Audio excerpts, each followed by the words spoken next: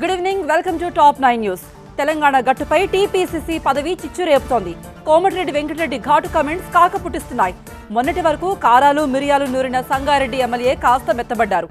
దళిత సంక్షేమంపై దృష్టి సారించారు తెలంగాణ సీఎం కేసీఆర్. ఇటువంటి టాప్ 9 ఏపీ టీఎస్ నగర వార్తలను ఇప్పుడు చూద్దాం.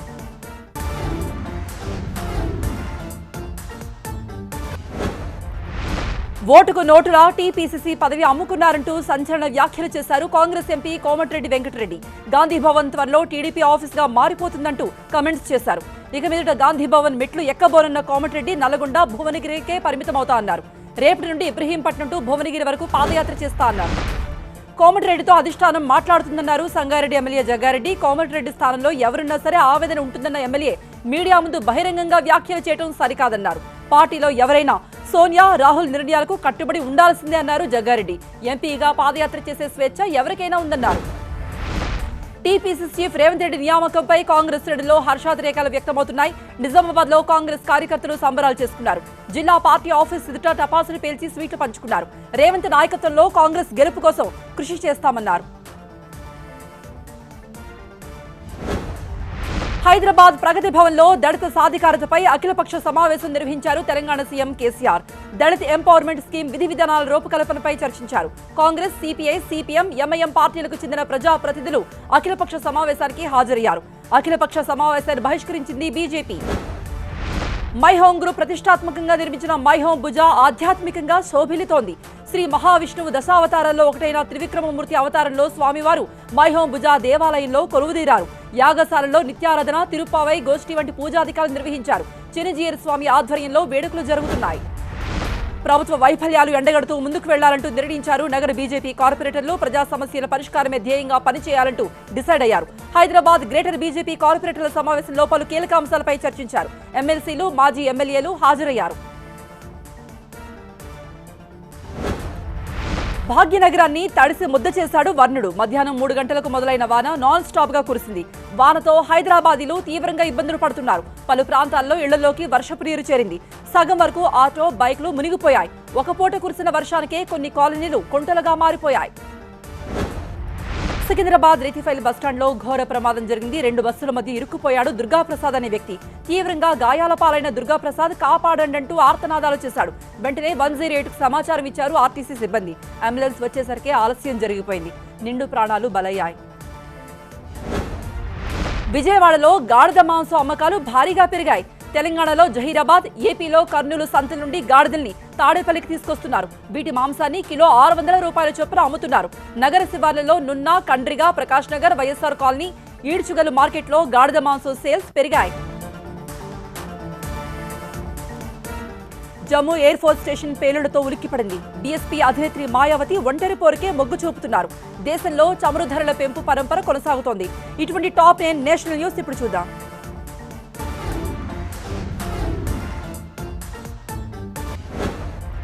జమ్మూ ఎయిర్ ఫోర్స్ స్టేషన్ పేలుళ్లలో కొత్త కోణం బయటపడింది. డ్రోన్ అటాక్ జరిగినట్టుగా అధికారులు నిర్ధారించారు. హెలికాప్టర్ హ్యాంగర్ సమీపంలో ఈ దాడి జరిగింది. ఈ దాడికి సంబంధించి ఫోరెన్సిక్ బృందాలు, నేషనల్ బాంబ్ డేటా సెంటర్ నిపుణులు ఆధారాలు సేకరిస్తున్నారు.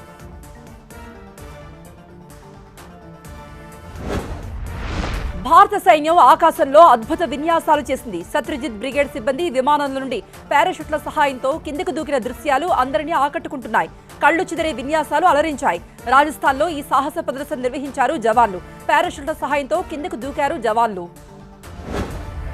టోక్యో ఒలింపిక్స్ కు వెడుతున్న ప్రతి భారతీయ క్రీడాకారుడు మెడల్తో తిరిగి రావాలంటూ ఆకాంక్షించారు ప్రధాని మోదీ.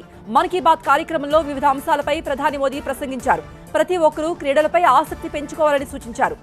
మైగవ్ యాప్ లో ఒలింపిక్స్ కు సంబంధించిన క్విజ్ లో ప్రతి ఒక్కరూ పాల్గొనాలంటూ ప్రధాని సూచించారు. డిఫెన్స్ మినిస్టర్ రాజ్నాథ్ సింగ్ లదాఖ్ లో పర్యటిస్తున్నారు. 3 రోజుల పాటు లదాఖ్ లోనే ఉండబోతున్నారు రాజ్నాథ్. 1 ర్యాంక్ 1 పెన్షన్ ప్రకటన ద్వారా సైనికులకు ఇచ్చిన మాటను ప్రధాని మోదీ నిలబెట్టుకున్నారన్నారు. ఆర్మీ పట్ల మోదీ తన నిబద్ధతను చాటుకున్నారన్నారు డిఫెన్స్ మినిస్టర్. బీఎస్పీ అధినేత్రి మాయావతి ఒంటరి పోరుకే మొగ్గు చూపుతున్నారు.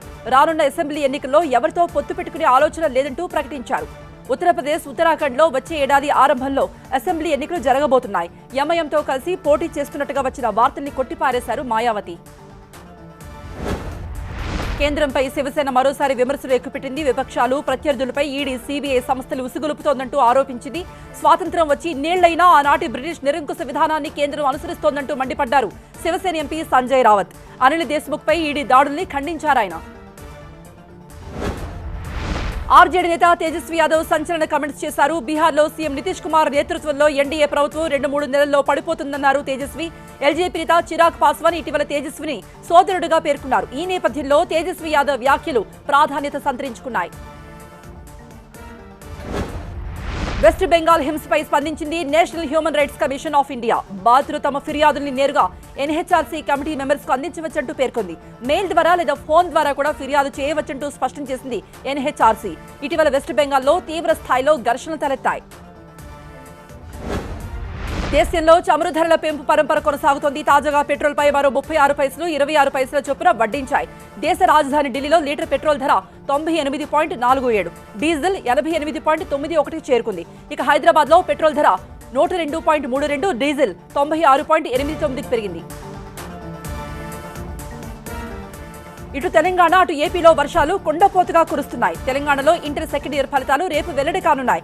కాళేశ్వరంలో భక్తుల రద్దీ పెరిగింది. ఇటువంటి టాప్ 9 మన ఊరి వార్తలను ఇప్పుడు చూద్దాం.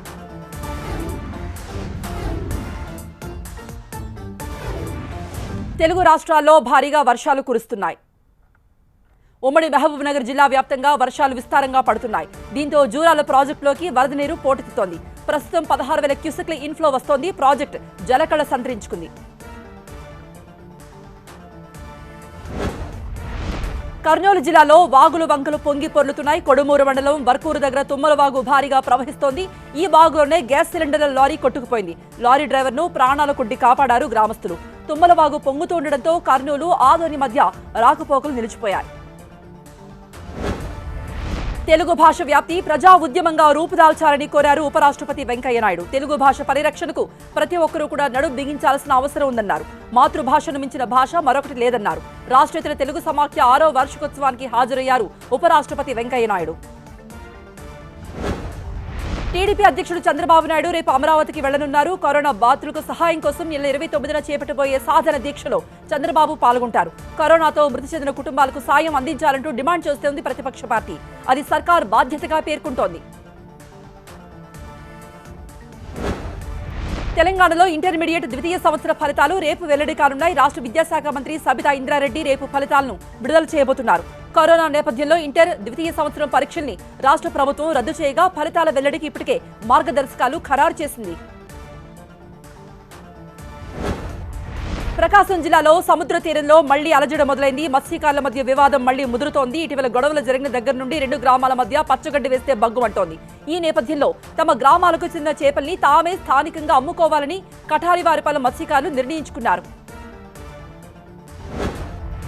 గుంటూరు జిల్లా తాడేపల్లి గ్యాంగ్ రేప్ కేసులో నిందితుల అన్వేషణ కొనసాగుతోంది. దొరకకుండా తప్పించుకు తిరుగుతున్న కృష్ణ ఫోన్ స్విచ్ ఆన్ చేయడాన్ని గుర్తించారు పోలీసులు. జస్ట్ 2 నిమిషాలు కాల్ మాట్లాడి మళ్లీ స్విచ్ ఆఫ్ చేశాడు. కృష్ణతో ఫోన్లో మాట్లాడిన అతని స్నేహితుడు రామకృష్ణను అదుపులోకి తీసుకుని విచారిస్తున్నారు పోలీసులు. ఓపెన్ డ్రైనేజీ మరో చిన్నారి ప్రాణాలు మింగేసింది. గుంటూరులో గల్లంతైన వెంకటేష్ శవమై తేలాడు. భారీ వర్షంతో శివరాంనగర్లో డ్రైనేజీలు పొంగి పొర్లాయి. కాలువ ఒడ్డున ఆడుకుంటున్న పుల్లయ్య, మంగమల 2వ కొడుకు వెంకటేష్ అదుపు తప్పి డ్రైనేజీలో పడిపోయాడు.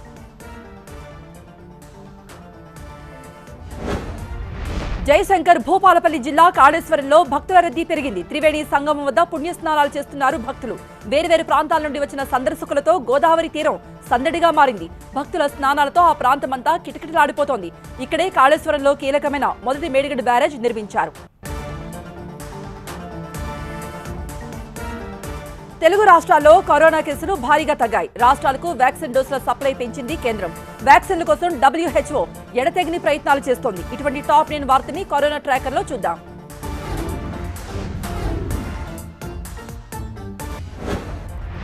భారత్లో కరోనా అదుపులోకి వస్తోంది. కొత్తగా 50,040 మందికి కరోనా నిర్ధారణైంది. వైరస్ బారిన పడి మరో 1258 మంది మరణించారు. దేశంలో రికవరీ రేటు 96.75% పెరిగింది.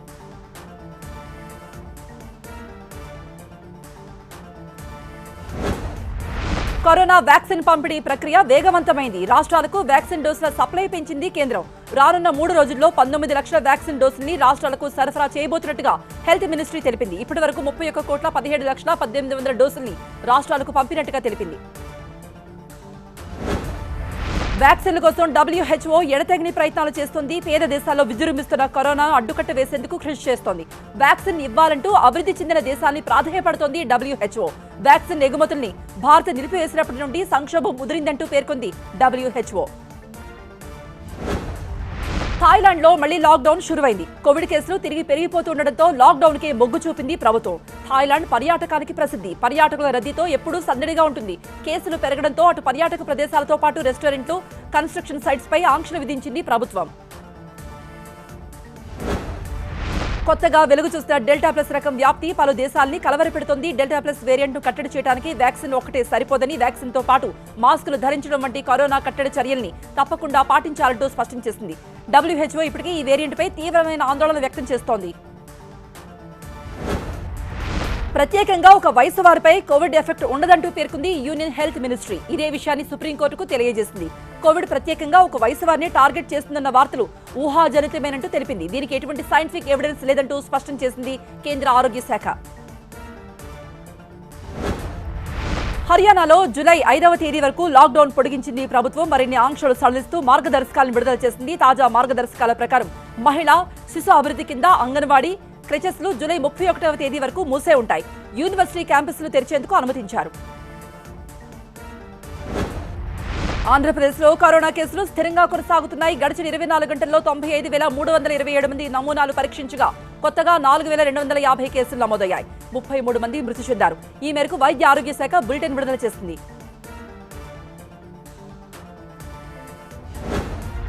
తెలంగాణలో కరోనా కేసులు క్రమంగా తగ్గుతున్నాయి. గత 24 గంటల్లో 81,405 మంది నమూనాలు పరీక్షించగా కొత్తగా 748 పాజిటివ్ కేసులు నమోదయ్యాయి. ఈ మేరకు వైద్య ఆరోగ్య శాఖ బులెటిన్ విడుదల చేసింది. కరోనాతో 8 మంది మృతి చెందారు.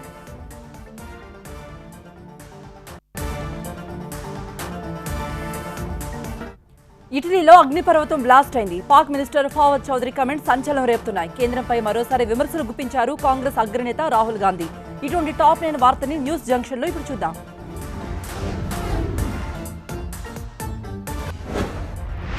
టోక్యో ఒలింపిక్స్ కు రెడీ అవుతున్న భారత అథ్లెట్లకు అవాంతరాలు తప్పేలా లేవు. టోక్యో వెళ్లే వారం ముందు వరకు అథ్లెట్లు ప్రతిరోజు కరోనా టెస్టులు చేయించుకోవాల్సి ఉంటుందని జపనీస్ మీడియా పేర్కొంది. నేపాల్, పాకిస్తాన్, శ్రీలంక, ఆఫ్ఘనిస్తాన్ అథ్లెట్లకు సైతం ఈ రూల్ వర్తిస్తుందని స్పష్టం చేసింది. ఇటలీలో అతిపెద్ద అగ్నిపర్వతం ఎట్నా బద్దలైంది. అగ్నిపర్వతం విస్ఫోటనం చెందడంతో బూడిద ఎగసిపడుతోంది. నారింజ లావా భారీగా గాల్లో కలుస్తోంది. నైరుతి బిలం వద్ద సుమారు 1800 మీటర్ల ఎత్తులో పేలుడు జరగగా కొన్ని గంటల పాటు లావా ఎగసిపడినట్టుగా స్థానికులు చెప్పారు. హాంకాంగ్ లో ఘోర ప్రమాదం జరిగింది. అగ్ని ప్రమాదంలో 16 బోట్లు తగలబడ్డాయి. ఈ ఘటనలో 10 బోట్లకు తీవ్రంగా నష్టం జరిగింది. అర్ధరాత్రి ఈ ప్రమాదం నెలకొంది. వెంటనే స్పందించిన ఫైర్ ఫైటర్స్ సహాయక చర్యల్ని ముమ్మరం చేశారు. సుమారు 35 మందిని అగ్ని ప్రమాదం నుండి రక్షించారు. ప్రమాదానికి గల కారణాలు ఇంకా తెలియాల్సింది. బాలీవుడ్ ని చూసి కాపీ కొట్టవద్దంటూ పాక్ ప్రధాని ఇమ్రాన్ ఖాన్ అక్కడ యువ సినీ దర్శకులకు హితబోధ చేశారు. ఎక్కడైనా కొత్తదనానికి గిరాకీ ఉంటుందని, కాపీలకు అస్సలు విలువ ఉండదన్నారు. పాక్ సినీ పరిశ్రమ బాలీవుడ్ ను చూసి అమితంగా ప్రభావితమైందని, పాక్ చిత్ర పరిశ్రమ చేసిన అతి పెద్ద తప్పిదం ఇదే అంటూ ఆయన స్పష్టం చేశారు. పాక్ మినిస్టర్ ఫావద్ చౌదరి సంచలన కమెంట్స్ చేశారు. ఒసామా బిన్ లాడెన్ అమరవీరుడిగా ప్రధాని ఇమ్రాన్ ఖాన్ పేర్కొనడాన్ని ఖండించారాయన. బిన్ లాడెన్ విషయంలో ప్రధాని నోరు జారారన్నారు. పాక్ ఎప్పుడు కూడా బిన్ లాడెన్ ను టెర్రరిస్టుగానే గుర్తిస్తుంది అన్నారు మంత్రి ఫావద్ చౌదరి. జన్మనిచ్చిన తల్లి, పుట్టిన గడ్డ అన్నింటికంటే గొప్పవని రాష్ట్రపతి రామ్నాథ్ కోవింద్ నిరూపించారు. తన జన్మస్థలంలో భూమాతకు నమస్కరించారు రాష్ట్రపతి. 3 రోజుల పర్యటన నిమిత్తం ఆయన ఉత్తరప్రదేశ్ లో అడుగుపెట్టారు. తన జన్మస్థలం పరౌంఘ్ గ్రామంలో భూమిపైకి వంగి చేతితో నేలను తాకి నమస్కరించారు.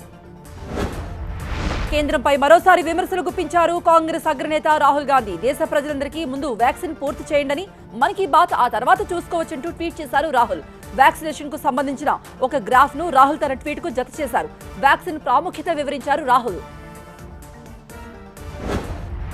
ఢిల్లీ కోలుకుంటోంది. దేశ రాజధానిలో కరోనా పూర్తిగా కంట్రోల్లోకి వచ్చింది. తాజాగా నగరంలో కేవలం 89 కేసులు మాత్రమే నమోదయ్యాయి. 4 కరోనా పేషెంట్స్ చనిపోయారు. కొన్ని రోజులుగా ఢిల్లీలో కరోనా గణనీయంగా తగ్గుముఖం పట్టింది. కరోనాతో సతమతమైపోయిన ఢిల్లీలో ఇప్పుడిప్పుడే పరిస్థితులు కుదుట పడుతున్నాయి. అసోం గువాహటిలో ఒక సరస్సులో చేపల మృతి కలకలం రేపుతోంది. చెరువులో ఆక్సిజన్ అందకపోవడంతో చేపలన్నీ చనిపోయాయి. 3-4 నెలల నుండి లాక్డౌన్ వల్ల చెరువులో బోటింగ్ సైతం క్లోజ్ అయింది. చెరువులో ఎటువంటి మూమెంట్ లేకుండా పోయింది. ఫలితంగా ఆక్సిజన్ అందక చేపలు మృత్యువుడికి చేరుకున్నాయి.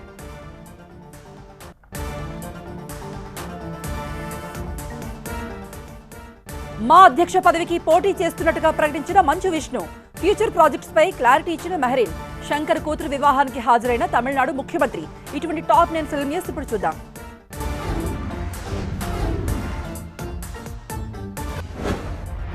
మా అధ్యక్షుడిగా తాను కూడా బరిలో ఉన్నా అంటూ అధికారికంగా ప్రకటించారు మంచు విష్ణు. తెలుగు సినీ నటుల్ని ప్రత్యక్షంగా చూస్తూ పెరిగిన తనకు వాళ్ల భావాలు బాధలు తెలుసన్నారు. తెలుగు సినీ పరిశ్రమకు తానెంతో రుణపడి ఉన్నానన్న విష్ణు ఇప్పుడు రుణం తీర్చుకోవడానికి ఈ పరిశ్రమకు సేవ చేయటం నా కర్తవ్యంగా భావిస్తున్నా అన్నారు. మా అధ్యక్ష ఎన్నికల రేసులో నేను కూడా ఉన్నా అంటూ ప్రకటించారు నటుడు సివిఎల్ నరసింహారావు. తెలంగాణ నటుల తరపున తాను బరిలో దిగుతున్నట్టుగా ప్రకటించారు. ఇప్పటికే ప్రకాష్ రాజ్, మంచు విష్ణు, జీవిత రాజశేఖర్, హేమ అధ్యక్ష స్థానానికి పోటీ పడుతున్నారు.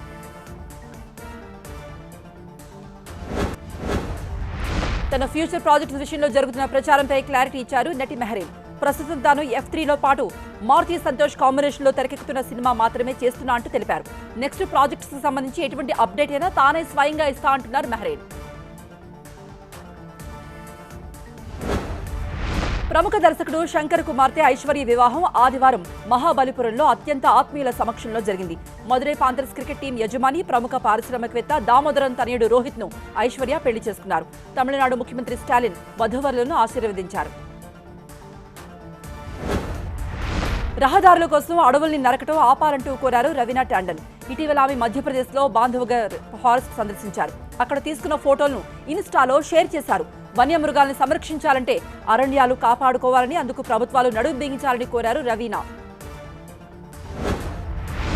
గంగూబాయ్ సినిమా షూటింగ్ ప్యాకప్ చెప్పారు నటి అలియా భట్. 2019 డిసెంబర్ 8న ఈ సినిమా షూటింగ్ మొదలైంది. పూర్తి చేయడానికి దాదాపు 2 ఏళ్లు పట్టిందంటూ ట్వీట్ చేశారు. 2 లాక్డౌన్లు, 2 సైక్లోన్లు, చిత్ర యూనిట్ కు కోవిడ్ రావడం, ఇలా ఎన్నో కష్టాల మధ్య సినిమా పూర్తి చేశామంటూ గుర్తు చేసుకుంది Alia. Bollywood super hit franchise race series నుండి మరో ఇన్స్టాల్మెంట్ రెడీ అవుతోంది. రేస్ 4లోనూ సైఫ్ అలీ ఖాన్ హీరోగా నటించబోతున్నారు. రమేష్ తౌరాని నిర్మిస్తున్న ఈ సినిమాకు సిరాజ్ అహ్మద్ కథ అందిస్తున్నారు. దర్శకుడు, ఇతర నటీనటుల వివరాలు త్వరలో తెలపనున్నారు. న్యూయార్క్ లో ప్రారంభించిన సోనా రెస్టారెంట్ ను తొలిసారిగా విజిట్ చేసింది నటి ప్రియాంక చోప్రా. మార్చి 26న ఈ రెస్టారెంట్ ప్రారంభమైంది. ఆ సమయంలో ప్రియాంక నిక్ షూటింగ్లతో బిజీగా ఉండడంతో ఓపెనింగ్ కు రాలేకపోయారు. తాజాగా తన సన్నిహితులతో కలిసి రెస్టారెంట్ కు వెళ్లారు పీసీ.